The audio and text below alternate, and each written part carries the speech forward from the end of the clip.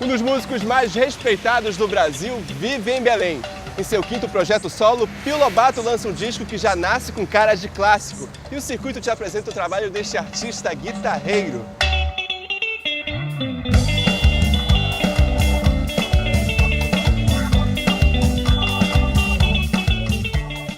O Pio Lobato tem uma sonoridade peculiar que foi a que trouxe, que resgatou os mestres da guitarrada. Então é muito complicado ele fugir disso. É a marca registrada de time de guitarra, então essas coisas todas. Tu tem a expressão popular, aquela coisa que a festa, como é que a gente chama? O festejo, né? O festejo popular, aquela coisa toda. E quando tu traz isso para organizar isso dentro de um pensamento, tu traz isso para a escola, para a academia, tu começa a organizar, tu dá um respaldo para aquilo, que aquilo começa a ser entendido por quem está de fora. Sim. Né? E foi esse o trabalho que a gente começou a fazer nessa história da guitarrada, com várias pessoas e tal. E foi no momento em que o Estúdio da Cultura, ele estava em transformação. Eles iam colocar toda aquela mesa digital, aquele material digital, aquela coisa toda, e estava assim no último momento do analógico, sabe? Tem o gravador de rolo, não sei o quê, é meio assim, bota fora, não vai acontecer mais nada aqui até transformarem tudo. Aí eu cheguei, cara, então deixa a gente gravar aí no último instante do analógico. E o disco do Mestre da Guitarrada é gravado em analógico, tudo na fita. E foram 15 músicas, a gente gravou meio que assim, tem 5 músicas para cada, vai ter que entrar num dia e gravar as 5 músicas de cada um, todo mundo ensaiadinho, acabou. Não tinha... As do Vieira a gente nem sabia, a gente foi saber no dia. Ele passou as músicas, a gente ensaiou e gravou. É bacana, tem uma história muito bacana desse disco.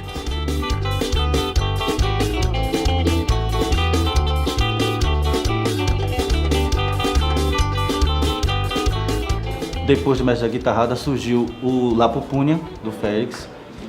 Aí a gente conversava e o Félix também tinha umas ideias bacanas, bora botar pra frente, bora trabalhar, bora fazer as coisas. E aí o La Pupunha funcionou dando uma projeção que o Mestre da Guitarrada não tinha. Porque o Mestre da Guitarrada era mais difícil de deslocar, os três, era uma estrutura e tal. E o La Pupunha não, os caras estavam com muita fome de bola, eles iam se pagando de Kombi, não sei pra onde, pra tocar guitarrada. E então eles divulgaram muito essa história de guitarrada. La Pupunha!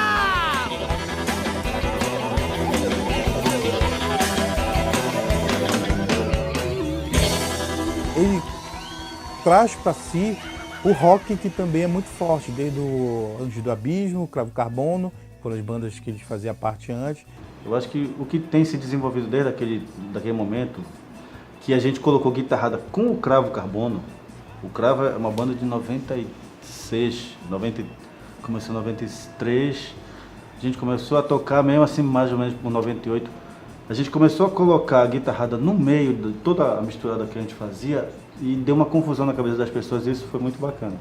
Todos esses elementos valorizam, né? Deram esse formato, essa cara, essa sonoridade aí que ele sempre esteve fazendo com os projetos, seja acompanhando a Dona Nete, fazendo parte do Terroir Pará, ou participações no disco do Dolores, enfim.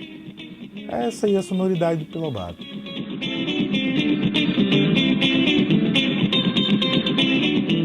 Esse disco que a gente fez agora, ele é bem louco porque ele conseguiu cruzar esse tempo todo e para mim é um pontapé inicial. Eu acho que agora está começando, é meio doido isso. O Cravo começou com isso, depois veio o Mestre da Guitarrada, aí do Mestre da Guitarrada desencadeou desde o La Pupunha, apareceram outras coisas, tal. E as pessoas foram tomando, a coisa da guitarrada foi tomando corpo, as pessoas passaram a conhecer, já faz tempo pra caramba isso, há muito tempo. É um disco de estreia, tá entendendo? Assim, depois de tudo, é o primeiro disco que na minha cabeça assim, pô, tem caminhos aqui pra seguir. Então, na minha cabeça, ó, cessa tudo e começa tudo de novo, pá, é isso. Então bora pra frente.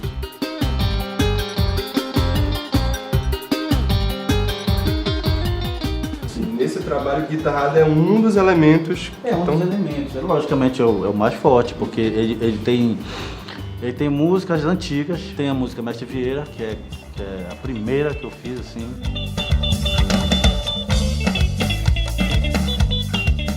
Tem uma música que é a Psicocúmbia, que já é uma outra história, que já é pegar esses gêneros daqui e tentar fazer uma narrativa musical, como é no rock progressivo.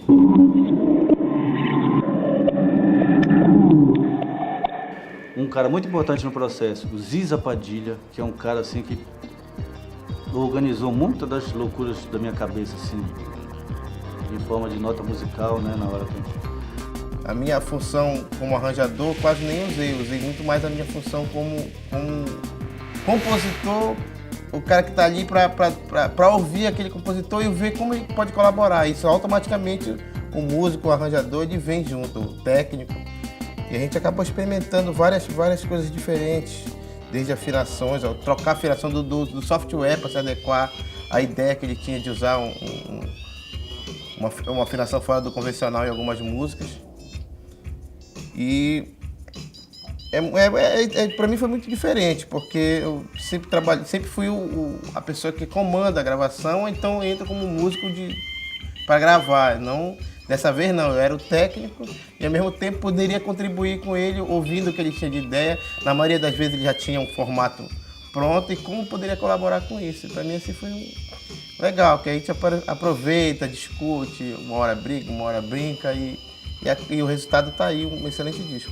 O Pio já tinha ouvido falar da Logic, que eu já estava fabricando outros discos, a gente já lançou um EP da Ana Clara, lançou o LP do The Thump e lançou o LP do Molho Negro. Na época que eu estava produzindo o Molho Negro, o Pio apareceu aqui na loja e ele falou que ele estava produzindo um disco com o Azul já há um tempo e tal, que ele estava querendo lançar o disco e queria me mostrar algumas coisas. A gente conversou sobre música, sobre coisas que a gente gosta em comum e assim a gente descobriu que a gente gosta muito de rock progressivo. O Léo é um cara que que saca muito de música progressiva, então todos os conceitos também de música progressiva, junto com o Pio, que também é um cara muito progressivo, né, da música progressiva, foi uma unidade só. E ele me falou que tinha uma faixa no disco dele que durava 10 minutos, que era uma música que flertava com rock progressivo e tal.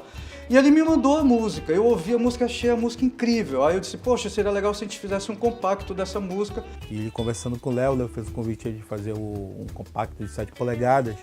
E dentro dessa história toda, numa reunião que a gente se encontrou para ver a melhor forma de agregar esses conceitos todos, com arte, com tudo que estava sendo feito, porque eu já vinha fazendo uma arte que era o Azul Clan, mas a Helvética, que era uma coisa que a gente tinha conversado com o Pio.